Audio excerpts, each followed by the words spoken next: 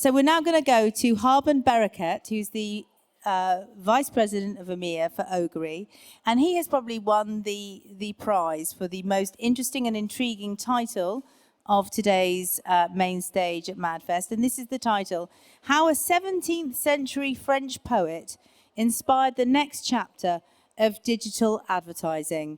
I can't wait to find out more. Please give a warm round of applause for Habenn. Hello, everyone. Thank you for the introduction, Tamara. Thank you for the amazing prize of the best title of the day. I'm quite happy about that. I was already super frustrated not to be able to join you guys in person today. And I think I'm even more now that I've seen this amazing panel and amazing conversation before me.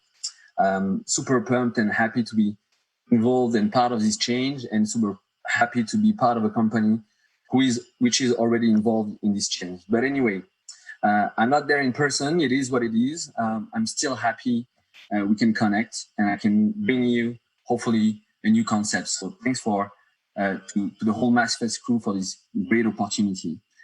We were actually there already last year, and on this stage, we brought you 10 advertising certainties in a world where words like uncertainty and unprecedented were really fixtures in our daily lives. And at the time, we really wanted brands to focus on what they do know rather than fretting for the unknown, about the unknown. And a year later, we have to admit that the vast majority of those certainties have become true. But obviously, we are not here just to reflect and align with the theme of the day. We need to know where to go from here. And in that regard, Tamara, as you said, you might wonder what a French poet from the 17th century has to do with the future of digital advertising. Well, bear with me because it's really, really simple. You might have guessed it by now, but I'm French. I'm in Paris right now. And growing up, one of my favorite poets was named Jean de La Fontaine. Well, I was kind of forced to learn his poem by heart, but anyway, you can think of him as a storyteller, as a French Shakespeare, for instance.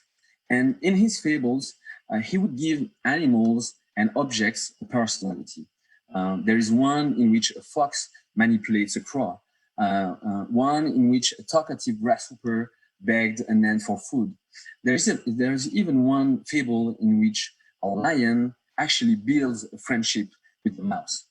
And those animals, they would feel a range of emotions. They had personal motives that almost perfectly describes their own character, let's say. So I don't know if you can guess where I'm going there, but those animals were essentially personified. They were given a human nature, let's say. And obviously, Jean de La Fontaine in the 17th century, he didn't have a mobile phone, but I think that he was well ahead of his time because there is a very close parallel, a fine line that we can draw with digital advertising. I believe, and we believe, that taking this concept of personification and apply it to our technology, giving really a personal nature to audiences based on their interests, is the way to ensure the highest performances on mobile and in the next chapter of digital advertising. So today, I'd like to bring you 3 core principles that we abide by. The first principle is that there is power in knowing your audience's interests. Targeting based on audience interest is still king. Obviously, we all know, everybody in the room, I'm sure, that the consumers are spending more and more time on their phones, consuming content, shopping, reading articles, gaming, whatever the case may be. And obviously, it's a great opportunity for advertisers to engage with them on their most used device. But it cannot and it should not be done with old methods or even alternatives to cookieless and ID-based personalizations. I think that consumers have told us loud and clear, and for a long time now, that they don't want that anymore. So the move that we are seeing to a privacy-focused world is inevitable. And personally, I believe it's for the better. You can see the first results from from Apple's app tracking transparency, and it shows that consumers are opting out of tracking with an average acceptance of 11% roughly. So what it tells us is that the pool of data for ID-based personalization is really shrinking and shrinking and shrinking. So ultimately, it will have an impact on the quality of the data on one hand, and then impact the performances. So if we keep on using incomplete user profiles to keep on conducting personalization, ultimately, it will not be good enough. So with personification, what it does is that it gives an audience characteristics based on past and on present behaviors.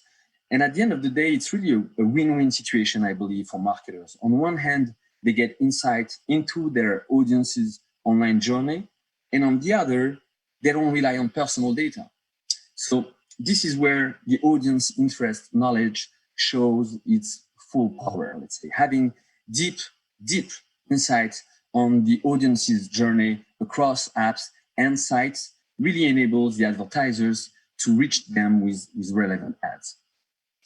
The second principle I want to bring out to you today is to captivate and engage with consumers. Great advertising has never been about hard selling. It's really about building brands and their equity in the eyes of the consumers. It's really about impactful creatives. And I'm sure all of you in the room know and remember the Cadbury's adverts with the gorilla playing drums to Phil Collins in the air tonight. The Amazon's Alexa advert with Michael B. Jordan, which I think was featured in this year's Super Bowl. And my favorite of all time, which is the BK's Stephen A. Challenge. And ultimately, those ads are impactful for many reasons. But it starts with something very, very simple. It is just great advertising. But too often, in digital advertising, advertisers pay for ads that are only partially, but at least partially visible to the consumer. And it can look something like this. So I don't know if you caught the ad, but if you didn't, I'm pretty sure that neither will your audience. And if consumers can't see your brand, obviously they are less likely to engage with your ad or be able to recall it. And if we rewind a little bit, nearly 400 years ago, Jean de La Fontaine actually wrote a poem in which a fox gets into a trap and loses his tail. And then he tries to convince other foxes that they'll be in a much better position if they all cut off their tails. But obviously at the end, he's mocked as soon as those other foxes understand that he's trying to trick them, acting with only his best interests in mind. And today, I believe that our industry has fallen into another trap, the viewability trap. The viewability standard that the market is using sometimes seems to be absurd to me. Basing performances on 50% of pixels in view for just 2 seconds doesn't seem like an accurate measurement, obviously. I'm not sure that you would buy, if you are someone from a brand in the audience, a TV advert with half of a screen being blank, or even pay for a billboard located behind a tree. We all know the investment that goes into creating an ad, and obviously it goes without saying that you want to see it completely and not only partially. So why would you spend any time or budget on creative that fails to make the impact you thought it would? But obviously we are not the only one to think that those standards can be much more stronger. I think of GroupM, for instance, in the UK, which we work with, and who has set very robust standards for their clients in my mind. They actually consider, for example, an outstream video as seen when delivered A, to a human, B, with 100 pixels in view, and C, with at least 50% completion. And to me, those much more solid standards are fully aligned with a more accurate, let's say, representation of reality. At the end of the day, it's only fair. And not only those standards positively impact brands' performances, but because they are delivered with the sound off and launch on autoplay, they also optimize the end user experience. And we know for a fact that giving users full choice and control over the ad experience only drives better engagement at the end of the day. And again, I think it's another win-win situation. Brands are perceived more positively, and on the other side, consumers actually provide insights on their own interests without sharing personal data. The third and last principle I want to share with you today is to respect the consumer privacy. In another one of his novel, Jean de La Fontaine wrote a poem about a stag being chased by two hunters. And to save his life, the stag kind of hides behind a leafy vine. But after hiding for quite a long time, he becomes hungry. So he begins to eat the vine. But while he is eating the vine, the noise actually alerted one of the hunters to his location. So the hunters actually shot an arrow at the stag. And while the stag is basically lying there, dying, he's thinking to himself, well, ultimately, it kind of served me right. If I didn't eat what protected me in the first place, maybe I would be safe right now. So the moral of the fable is that when we harm someone who helps us, we too ultimately are harmed. And again, similarly, in our advertising industry, marketers have long used consumers' data, either knowingly or unknowingly, in order to serve their ads. But now consumers are very wise to the value of their personal data, and they are no longer blindly handing it over, let's say. So serving obscure and wordy consent notices, delivering ads that start users online are just some of the practices that are increasingly driving those users to opt out, with the end consequence that I mentioned earlier, which is a shrinking and shrinking pool of data. So the great news, once again, is that the story doesn't need to end the same way as it did for the stag in the fable, as long as we, as an industry, we don't harm and respect the consumers. So to conclude there, I would say, and I recall that Jean de La Fontaine, he wrote those fables back in the 17th century, so that's 400 years ago, as a critique of the newly growing bureaucratic monarchy. And I wonder, how he would analyze the world we live in today. I wonder how he would perceive the recent evolution of our industry. And I even wonder, what he would think about the pillars of personification that I shared with you today.